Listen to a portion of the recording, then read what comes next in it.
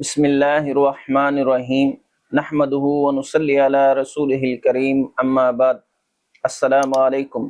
آج ہم بات کریں گے خواب کے اندر سرحانہ دیکھنا کیسا ہے۔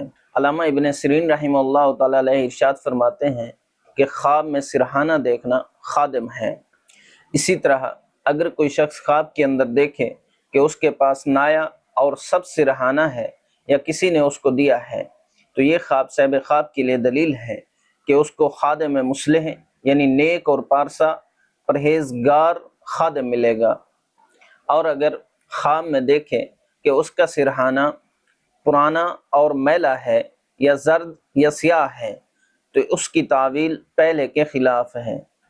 اور اگر خواب میں دیکھے کہ اس کا سرحانہ جل گیا ہے یا پھٹ گیا ہے یا کھو گیا ہے تو یہ خواب صاحب خواب کے لیے دلیل ہے کہ اس کے خدمتگار ضائع ہوں گے یا بھاگ جائیں گے یا صاحب خواب کو رنج اور مصیبت لاحق ہوگی جس کی وجہ سے اس کے تمام خدمتگار جدا ہوں گے۔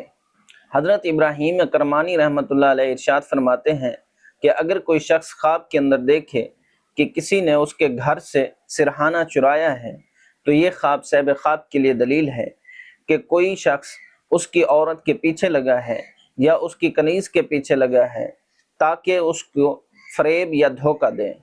اور اہل تعبیر نے بیان کیا ہے کہ سرحانے کا گھر میں دیکھنا اس امر کی دلیل ہے کہ اس شخص کے گھر میں سے کوئی مرے گا۔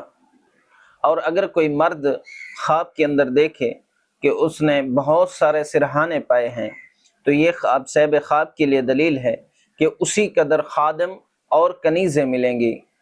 اور اگر خواب میں دیکھے کہ آگ پڑی اور اس کا سرحانہ جلا دیا تو یہ خواب صاحب خواب کے لیے دلیل ہے کہ اس کے خادم یا کنیزیں مریں گی یا بھاگ جائیں گی۔